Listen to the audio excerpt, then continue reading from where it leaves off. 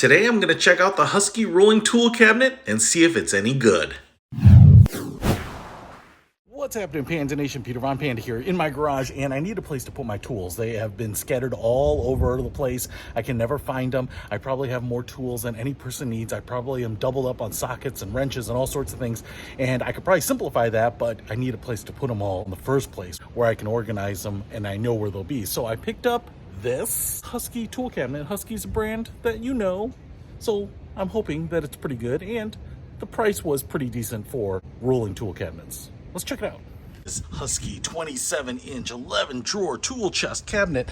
Pretty big box here. Not super big. I was able to get both of these on my Buick Encore, but bottom and then top. So two different boxes. I will say they are pretty heavy, much heavier than I was expecting. So you can see here, assembled weight, 67-pound chest, 105-pound cabinet. So chest on top, cabinet on the bottom, I believe.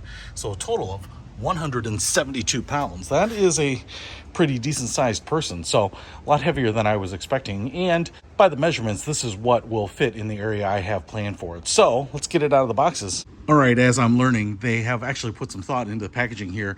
I actually pulled off the top and then I just lifted the sleeve off. So you want to have everything set upright, and the sleeve comes off, and now I can just kind of pull away everything and almost roll this out of the box. I was kind of wondering how I'd get a 100-pound cabinet out of there. I would normally just get out the Python here and arm curl that out, but since they make this box kind of fall apart around it, I don't even need to do that. All right, let's finish. Use the muscles, got them out of the box, as you can see right there. It says gas struts for smooth opening and closing. That's pretty cool. Now, I went ahead and laid this one on its back here because, as you might be able to see, there are no casters on it. So I noticed, I think all of that is in the bottom drawer right here. So I'm going to get that out, and I've laid it down on part of the cardboard so I don't scratch up the floor to go ahead and get those wheels installed. So let's do that. All right, so putting this thing together looks like it's going to be pretty easy. First of all, there is a box with your casters here, and they are pretty big wheels, chromed up, baby, bling, bling, and they're going to be pretty easy to put on, just bolting on the bottom there. You'll notice that a couple of them swivel and have locks. Now, on the bottom of the box, it took me a little while to figure that out, but the bolts are right there. So in case you can't find them, that's where they are. Then the other thing that it comes with is this handle that you can put on either side of the cabinet, it looks like. So we have holes on this side as well as on this side. So depending on where you have your workbench, wall, those types of things, you can put it where it is convenient to you. And the hardware to install that is right there. So according to the instructions, it says to put this on first and then put the wheels on. I even think they give you a little wrench in the package too to put it on. So let's get it done. All right, I went ahead and installed the handle over here. Now I'm installing the wheels here. And what you want to do is you want to put these fixed wheels on the far side of the handle and the pivoting wheels, swivel wheels, near the handle so you can move the cart around like it's a shopping cart. The other thing I'm going to mention here is I've kind of hand threaded these bolts in. But if you're putting together a tool chest, there's a good chance you have tools. So I have found that the 1/2-inch socket here seems to fit these bolts. You don't want to over tighten them. They just need to be tight. But because there's a lot of threading, it is nice to be able to get in there and save your fingers and not have to use this tiny little wrench to tighten these little bad boys up. So, all right, so that's a top tip for you. Whew, all right, got this thing set up. Bolting everything on really wasn't the problem, but lifting up this top cabinet here to put on top of this was actually way harder than I thought. This thing is pretty heavy. This whole thing is pretty heavy, but let's take a close look at it. First of all, I want to show you, it is pretty tall here. When it is all assembled here, 57.3 inches is what it says. And what I love about it is it's got that traditional standard good looks. I mean, the handle here is nice because everything rolls very smoothly. I've got a nice smooth floor here.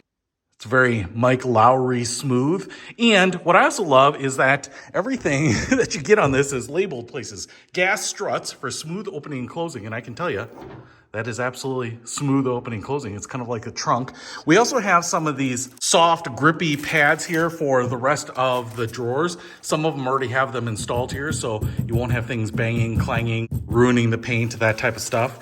And what we have here are a bunch of drawers, and you can put those pads in there. But what's cool is that they have soft close. So they have a little bit of resistance opening them up, but then when you want to close them up, they just close like that. So you can see here, rated for 100 pounds, which means you can put a lot of stuff. And I will say that you can put a lot of total stuff, but But down here it says that the total capacity is 1,500 pounds. So you can put just about everything on here except your mama. Now, you can see down here we have full length drawers. We also have keys so that you can lock up everything here. So if you are using this in a workplace, in a shop, in a garage, you don't have to worry about getting your stuff jacked. And then big 10-inch drawer here for big tools.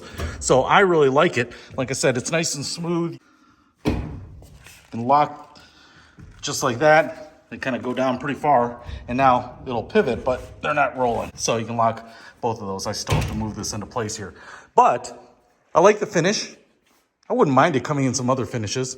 Handles on the side when you have to take this big piece off. Like I said, it's heavy, it's Husky, and I think it's a pretty good deal. It's actually one of the cheapest ones I could find in this size. So if you are looking for a rolling tool cabinet that stands about as tall as you do, so that all your tools are at the ready and you can find them, which is hopefully what's going to happen for me, because being able to find your tools when you need them is going to save you a lot of aggravation. So if you're looking for that piece while you're working, I'll put a link to this cabinet in the description below. Peter Von Panda, out.